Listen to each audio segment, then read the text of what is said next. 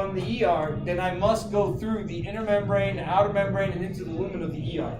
Because that's the only way I'm going to protect the RNA from degradation. Did everybody hear me? What is degradation? Degradation? Like just damage. Like breaking. The breakdown. The breakdown. The cell always wants to break down what you make. It doesn't want it to sit there forever, guys. Do you understand? Yeah. A piece of RNA that sits there forever could, in fact, lead to certain forms of cancer. Because if the RNA is there and you're making excess protein, well, that protein could be another set of proteins. They call them CDKs and cyclins. So separate of that RB, there's these other guys. Because these guys negatively, they stop this right there. But these other guys called cyclins and cyclin-dependent kinases, they call them.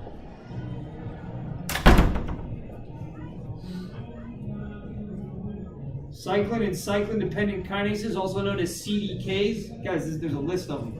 They're huge. They have positive effects, positive and negative effects.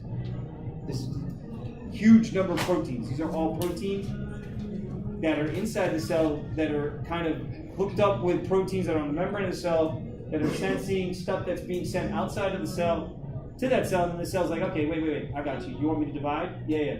Let me get my p53 and RB up on board. Let me get my cyclin and my cyclin-dependent kinases up on board, and then we'll go and divide. Everybody understand? Or we won't. Depends on the signals. Got me? Yes. That's how we control cell being turned on, cell being turned on. Okay?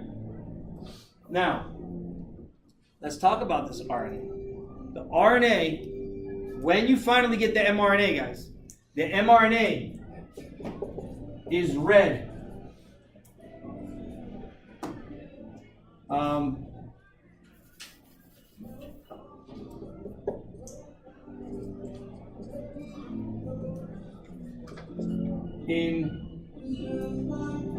course, because it needs to be louder.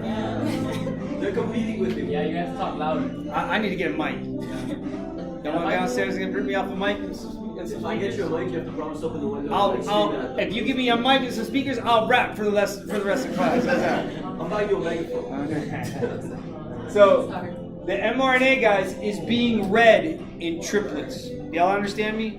3 times. It's being read in triplets. Now, hold on. The triplets means, all the triplet means, triplet is equivalent. So the word triplet, they refer to it as a codon. That triplet codon, guys, is nothing more than 3 bases. 3 consecutive bases Oh, the crowd's shaking too. in a row. Okay, so what do I mean by that? All right, so guys, doesn't matter which RNA. Any RNA that comes to a ribosome, sure enough, the code on that RNA strand is going to be AUG. AUG is the start codon. Do you understand me? So I don't care what protein you are. I don't care whether you're a protein that's going to be inside the cell, on the membrane of the cell, or outside of the cell. Every protein that's going to be made by a cell is going to have a start codon. AUG start codon. You everybody got me? A place where the ribosome will know where to start. Does that make sense?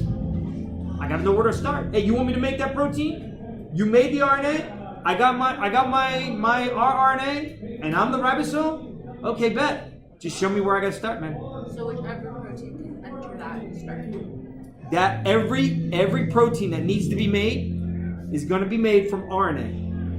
Any RNA that encodes for any protein, I don't care where it is, it's always going to have a start codon. And that's AUG. Guys, if I'm going to have a start codon, do I have to have a stop codon? Yeah. I would assume. Does that make sense? Doesn't matter what protein. Whether the protein's inside the cell, on the membrane of the cell, or outside the cell, every protein has to be made by RNA. So RNA, therefore, must have a start codon for the ribosome to know where to start, and for the ribosome to know where to stop. You got me?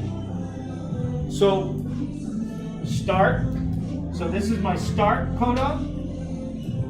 And then over here, at the other end, I will have you are gone. You go away. You are away. Any one of those triplets will tell the ribosome to stop. You might make it a little bigger. Yeah, it's in your book. Like you are. Just look up start, and start codon is always AUG, and stop codon will always be any one of these three at the end, guys. Okay? AUG. Start is always AUG. If you look up start codon in your textbook, it'll show you where it is in the chapter, and then sure enough, it'll come up, and you'll see it. It says AUG. Start codon, AUG. Stop codon is you are gone, UAG. UGA, you go away, or you are away, UAA. Okay? So if I have a start, I have to have a stop. Sure enough, we have one start and three stop. Everybody see? 3 different variations of stop, but only one start. Everybody see that? Questions? I know it's hard, guys. I apologize. How much I can do that? 3 stops, that's UAG, And UAG, UGA, and UAA. So I remember it as you go away, right, which is UGA, you are away, and you are gone. Right? If you remember those 3. Those are your stop codons. Okay? Stop codons. So again, the protein machinery has to know when to start and when to stop. It can't be doing this all the time. Right? Well, in reality, it's doing it most of the time. It's really doing it most of the time.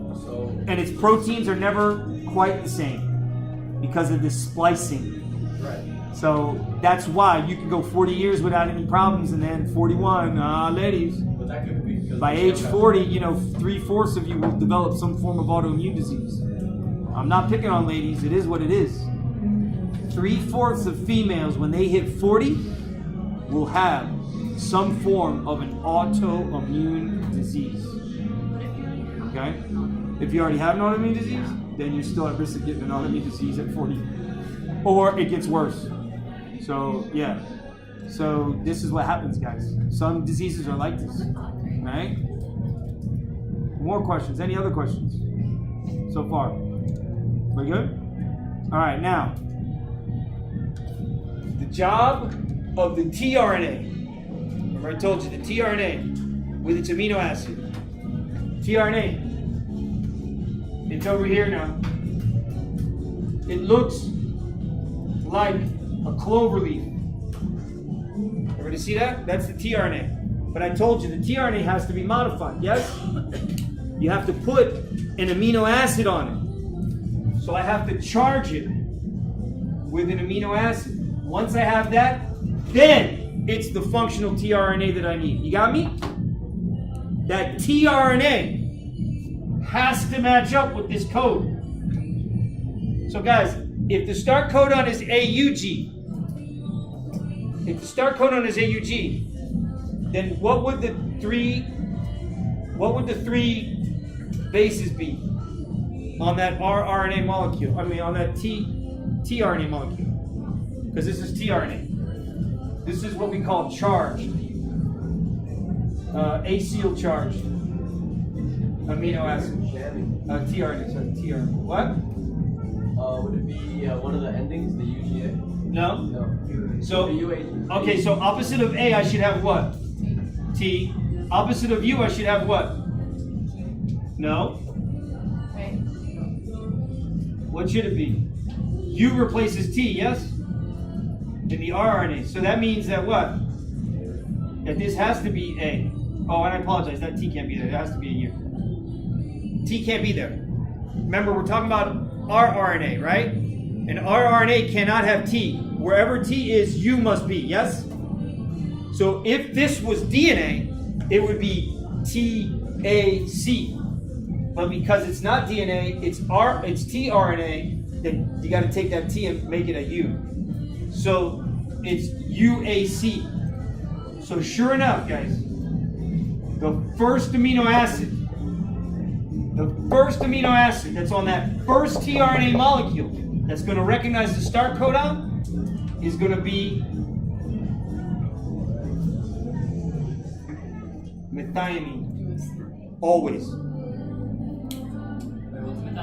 Methionine is the amino acid that's put onto the first tRNA molecule, whose job it is to recognize the start codon on the initial RNA strand as it's being assembled with the ribosome for the purpose of moving it along. We got to start. So that's never going to change, guys. Did you hear me? I don't care what protein you're on. You're going to get methionine.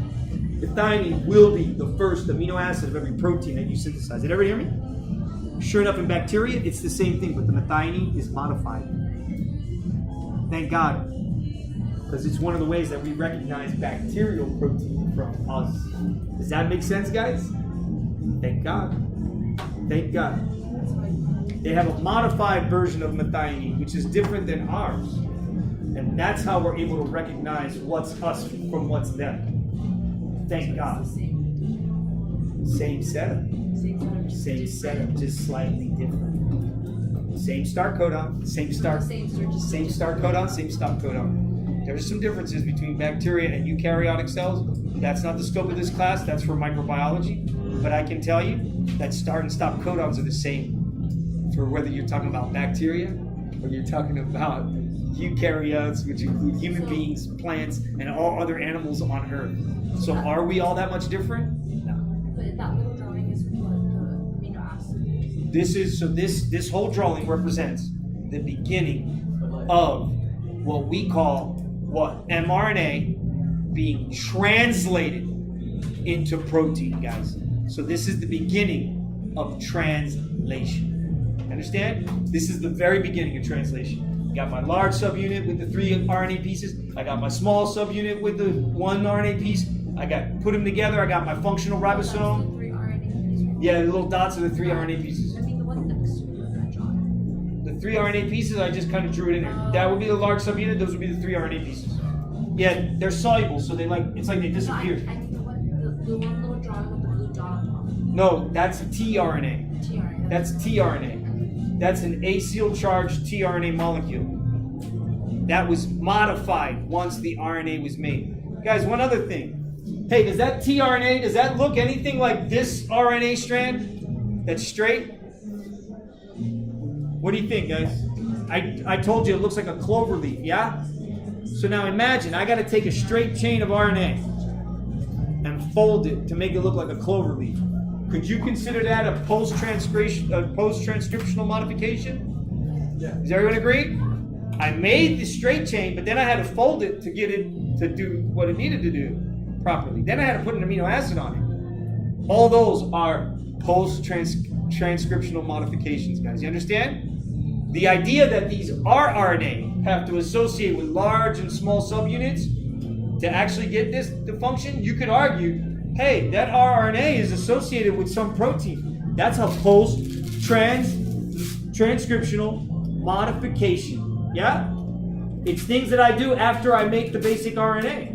Well, if I fold the RNA to make tRNA, that's a post-transcriptional modification. If I take the rRNA molecules that I made and now I associate them with ribosome, that's a post-transcriptional modification. If I take that pre-mRNA and then slice it up and remove what I don't want in terms of junk and then splice it all together, that's a post-transcriptional modification. Everybody understand that? So there's a lot going on. You see? There's a lot going on. Now, once we get functional this, functional that, and functional this, then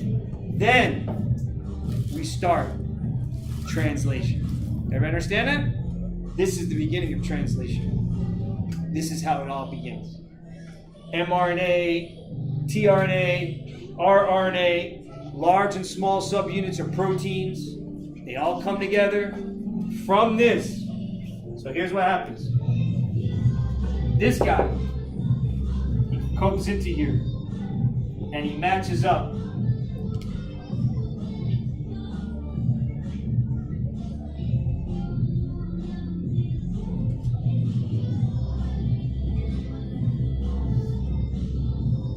Sure enough, there's the methionine. Everybody got me? So now this is where they label the 3 sites of the large subunit. They say this is the E site, the P site, and the A site. EPA, everybody knows EPA. What's EPA stand for? Environmental Protection Agency, which won't be around for much longer, right? Trump gets his way. Right? So look, EPA, the A seal site, is where the newly charged tRNA molecule comes in. When it comes in, it then has to slide to make room for the new code. So it slides over one. Okay, bet. So now I slide over. Now this guy in the P site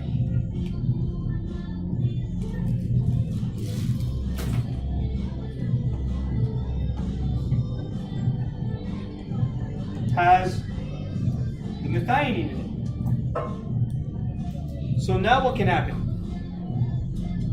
A new tRNA. Everyone agree? A new tRNA. I'm going to use pink, not red.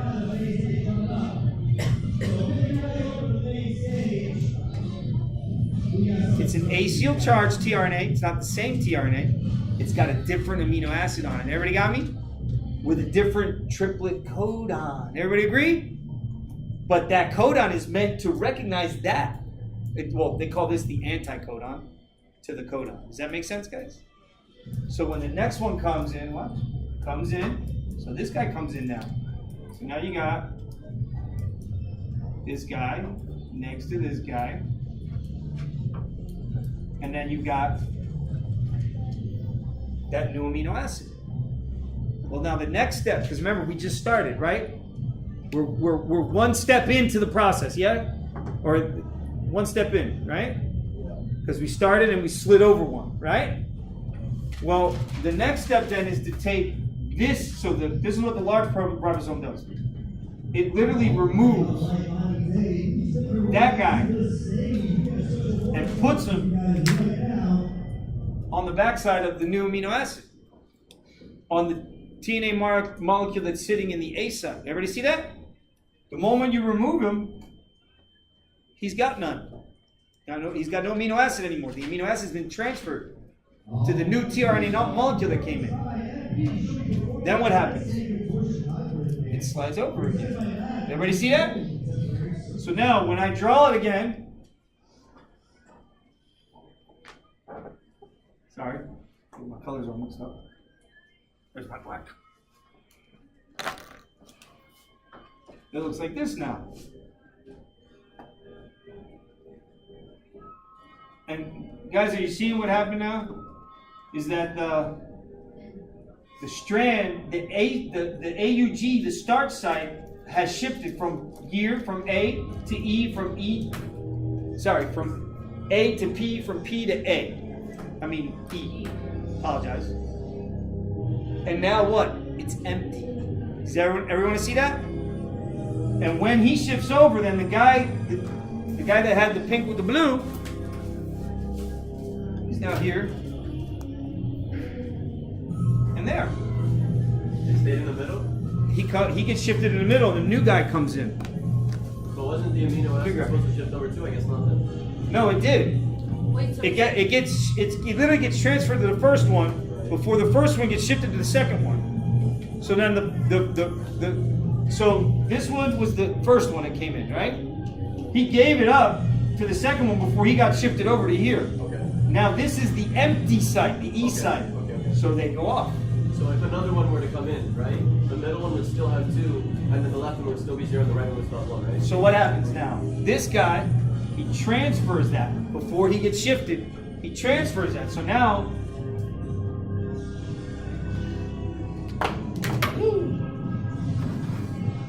I need like ones on my fingertips, right? Wow, that's crazy. So see that? So now this guy leaves, and this guy shifts over. This guy moves over, and a new one comes in with could be the same amino acid, could be a different amino acid. You guys see? So what am I doing? I'm taking one amino acid, I'm sticking it to another amino acid, yeah? They call that a peptide bond. So as I take one amino acid and I stick that together, I'm creating a peptide bond. You ever understand that? That's the way I can make the protein, and that's why the ribosome is so important, because it's helping to stabilize the peptide bonds between the amino acids. Okay? That's the same thing as hydrolyzed. Yes. Yeah, because it's removing water. But the peptide bond is it's a carbon-nitrogen bond. And hydrolyzed. Hydrolyzed just means it's removing water. We remove water from almost everything. When we make lipids and we take a fatty acid, we remove water from it to get it to stick to the glycerol molecule. That's called, it's the removal of hydrogen or water. So they call it. That's what they call it. Right? So we do that with almost everything. So that's how we stick all these molecules together to make, again, the structures that we need to sustain cell life. Right? We can't make cells, but we can sustain cells by making this stuff. That's why we can sustain ourselves by consuming, yeah? That's why you have to consume a balanced diet. Does everyone agree? But when you have the three though, does that then change again when you add the other one? Yeah, it keeps growing. So this guy comes over here, this guy shifts over here, a new guy comes in here, this guy shifts over there, this guy goes over there, until you get to the what? To the end, to the stop. Once you get to the stop, everything falls apart, tRNA releases the protein chain. The protein is like this, guys. There's the protein, right? Guys, look. The protein would be a straight chain. A straight chain. Everybody see that? But now, what I do to that straight chain, watch. I can create a helix. I can do this. They call that beta-pleated sheets. Those are what we refer to as the secondary structures of a protein. So when you look up protein, you'll see primary, secondary, tertiary, and then this thing called quaternary structure, hemoglobin. Best example of that. Best example. All right, guys? Questions? Any questions? Will this happen next class? I hope not. I will have some serious issues, man. You guys know I'll be complaining. Everybody sign the sign-in sheet. If not, it's up here. If you guys have any questions, come see me.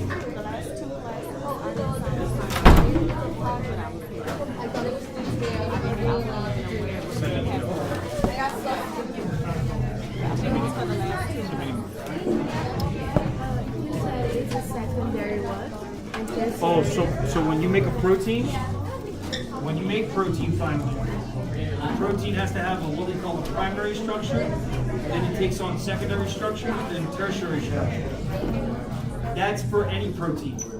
Then there are some cases, like for hemoglobin. Have a good afternoon. Yes, because hemoglobin has 4 proteins that need to come together, separate proteins that need to come together to be functional, then they call that a 4th degree structure, or quaternary structure. Just only some specific proteins. Collagen, very important protein, very important. Because I'm pretty sure they're mandatory. Yeah, so again, we hydrolyze all the time. Mama, the hydrolyzation is always happening. No, so if you're talking about collagen, so your body, your cells make these small little proteins called tropocon. And and as it releases them outside of the cell, vitamin C, along with other things that you need, will aid in sticking small little proteins together to make longer proteins. Yeah, not last time. Yeah, I have over I did it this 25 different forms of collagen, functional collagen in the human body. Yes. So you can imagine how much collagen you really have. You'll find out all the dates. I'll require you to know the first 4. Trying to explain it. No, throughout, of course. Yeah. There's 4: type 1, type 2, type 3, and type 4. Type 1 is found in bone, type 2 is found in carbon, In type terms 3 of, is well, found I in mean, blood it's the vessels, information type 4 is how found they in want you to base, and read then it. we're going to have So the types of collagen that we actually make will vary depending on what area of the body it's in. Similar. And what are those variations? Those splicing out, replacing of this or that, doesn't change the protein, still makes it work functionally, hopefully. This big ass. And then we'll talk about when we get into bone, collagen is bad. He for says bone. that you don't have to get It's it. called musculogenesis. If you do want to get a bone that's poorly formed, but Like as far as the numbers. says someone on the internet Because that their collagen is bad because their gene is Oh no. Gene is better than the protein. Can't imagine. Because what? Because DNA, RNA, protein. I can't make protein if I don't make RNA. I can't make RNA if I don't have good DNA. So if my DNA is bad, I make bad RNA. If I make bad RNA, I make bad protein. whatever. Is this a test guide? Yeah, that's not for you guys. That's